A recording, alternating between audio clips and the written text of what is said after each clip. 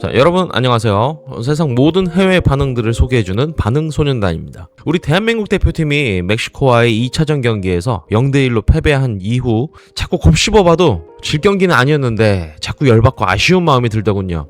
어쨌든 경기 결과는 0대1 패배였습니다. 숫자만 보면 우리가 졌죠. 그런데 전세계 매체들이 이 경기를 어떻게 바라봤는지 확인해봤습니다. 그랬더니 정말 흥미로운 이야기들이 쏟아져 나오더라고요. 스코어상 지긴 졌는데 오히려 해외 언론들이 인정한 건 또 우리 쪽이었어요. 물론 지루하고 노잼 경기였다는 말이 더 많긴 했지만요. 오늘은 이 이야기를 해보려고 합니다. 해외 주요 매체들을 비롯해서 이번 경기를 어떻게 평가했는지, 심지어 멕시코 감독은 본인이 뭐라고 말했는지, 그리고 전세계 축구 팬들이 또 가장 분노한 장면이 무엇이었는지 세계 반응 함께 확인해보겠습니다.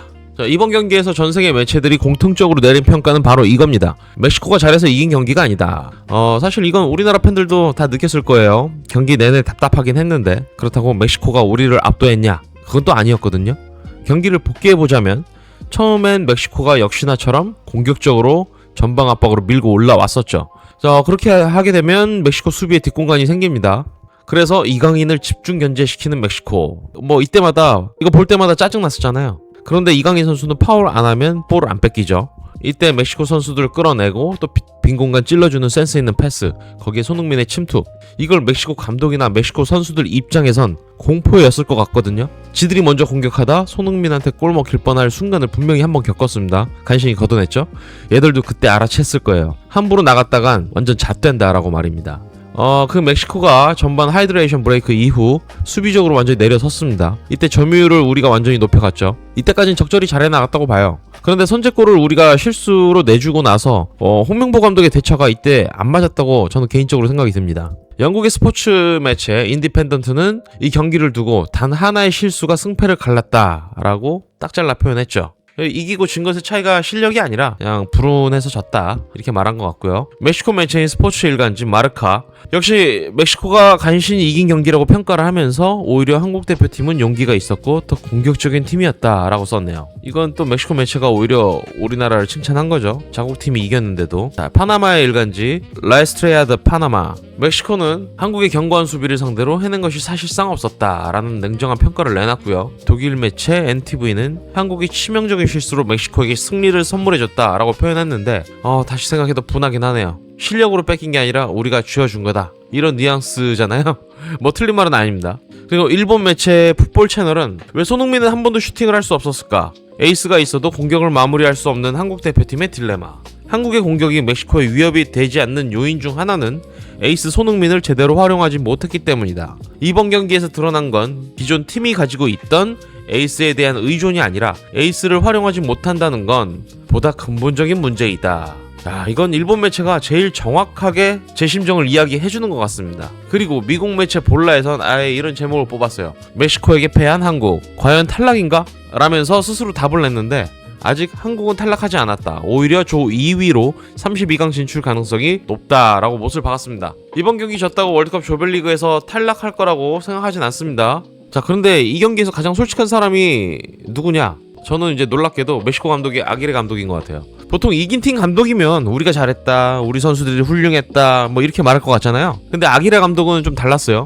경기 후 인터뷰에서 이렇게 말했거든요. 대단한 경기는 아니었다. 왜냐하면 한국 선수들이 우리가 많은 것을 하지 못하도록 만들었기 때문이다. 자, 이 말을 다시 해석하자면 한국 대표팀이 멕시코의 공격을 철저히 틀어막았다는 얘기거든요. 이건 이긴 팀 감독 입에서 나온 말입니다. 그리고 여기서 끝이 아닌 게 멕시코 TV 아스테카 인터뷰에서는 또 더 세게 말을 했는데 정말 접전이었다. 단 1cm도 내주지 않았다. 모든 공이 마지막 공인 것처럼 싸웠다. 단 1cm도 내주지 않았다. 이 말은 자기 팀 선수들을 칭찬한 게 아니고 한국 수비가 그만큼 강력했다라는 뜻이 아닐까 싶습니다. 1cm조차 공간조차 한국이 허락하지 않았다는 거잖아요. 그러면서 아기레 감독은 또 이렇게 말했어요. 멕시코가 패배해서도 전혀 이상하지 않을 경기였다. 자, 이게 다 이긴 팀 감독이 직접 한 말이에요. 우리가 질 수도 있었다라고 말을 하는 거.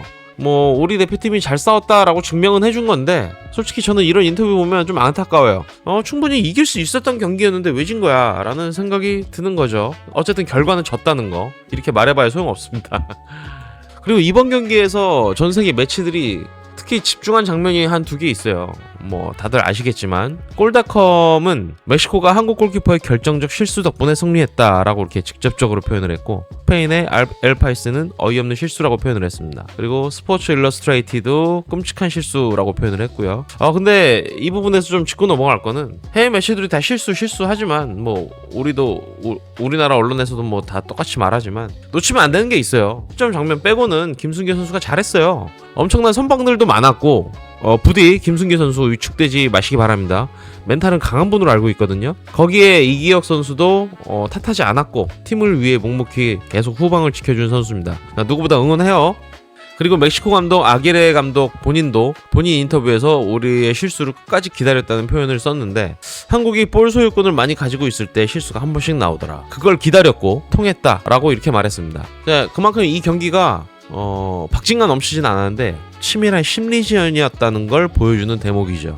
그리고 경기 막판 조규성 선수의 헤딩슛, 참 이 장면 두고 전세계 매체들이 또 많은 글들이 나왔어요. 영국의 BBC에선 이 슛을 도대체 어떻게 막은 거냐라면서 멕시코 골키퍼를 보고 깜짝 놀랐다는 반응을 보였고, 그리고 더 애슬레틱, 이번 월드컵에서 지금까지 나온 최고의 선방이라고 극찬을 또 했어요. 사실 그 선방이 이번 월드컵 최고의 선방이라는 게, 반대로 얘기하자면 또 조규성 선수의 헤딩이 그만큼 완벽했다는 뜻이거든요. 완벽한 슈팅이었는데 참 아깝습니다. 그리고 스페인의 마르카, 이 장면을 이 경기에서 가장 결정적인 순간이었다라고 꼽았어요.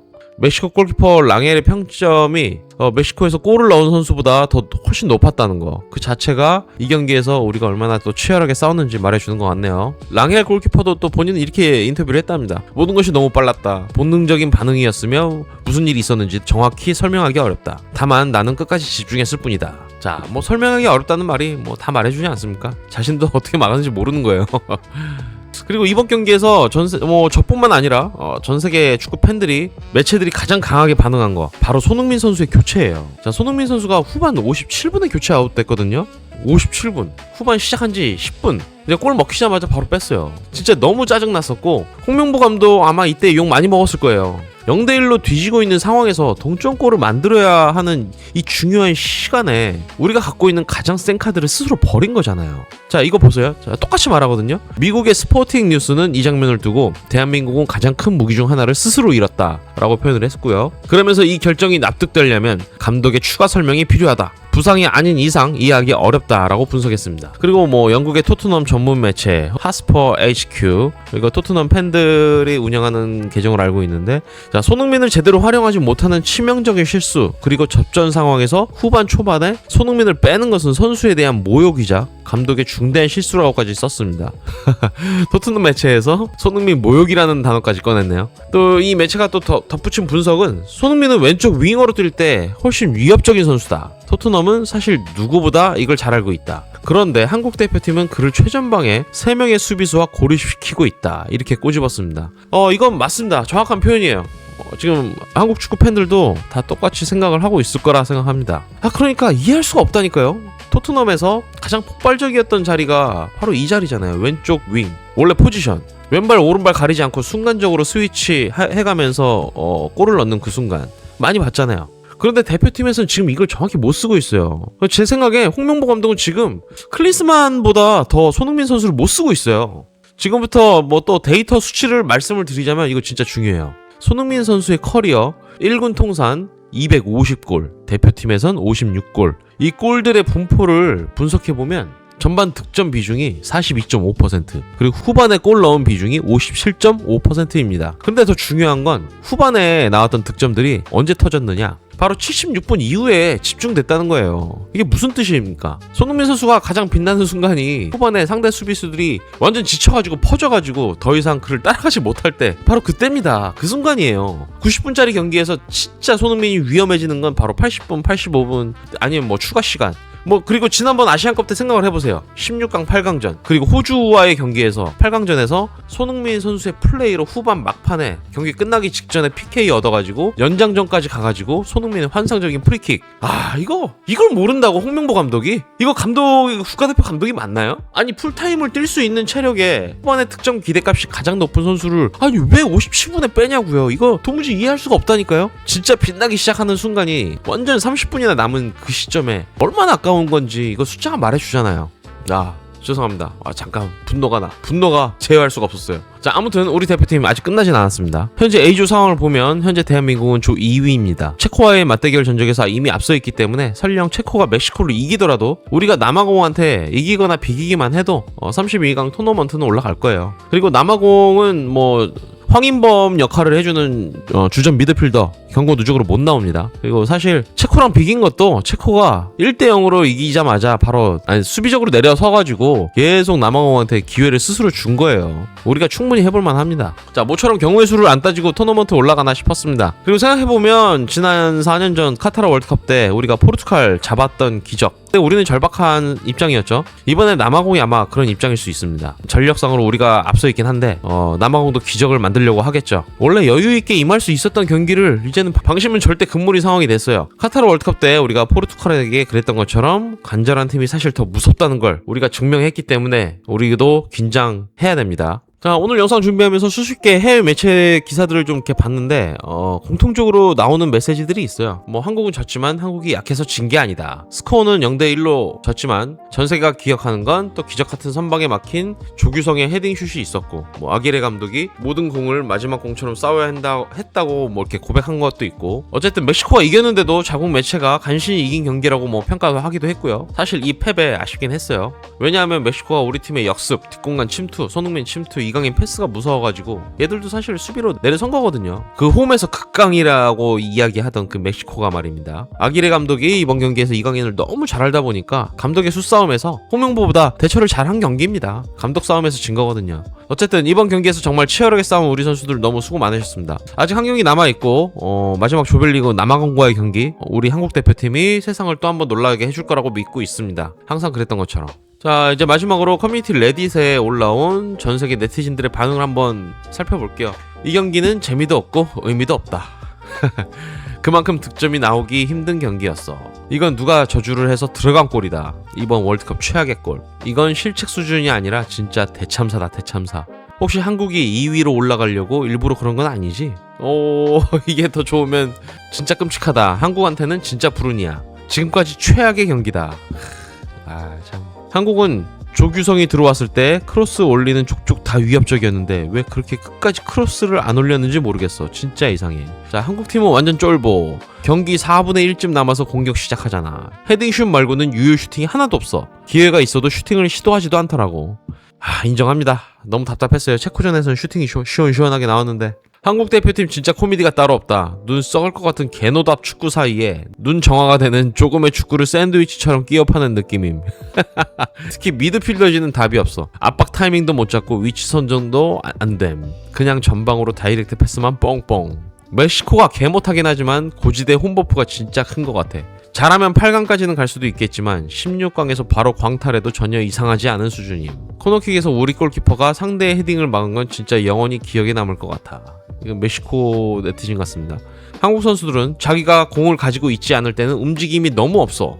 손흥민을 빼던데 진짜 뭔 생각인지 모르겠네. 한국 골키퍼는 골 선물 해준 거 하나 빼면 진짜 잘했음. 그리고 한국이 점유율은 앞섰지만 그게 끝인 경기야. 영향가 있는 찬스는 멕시코가 더 많았어. 그리고 한국은 교체 투입 후에도 활력이 전혀 없더라고.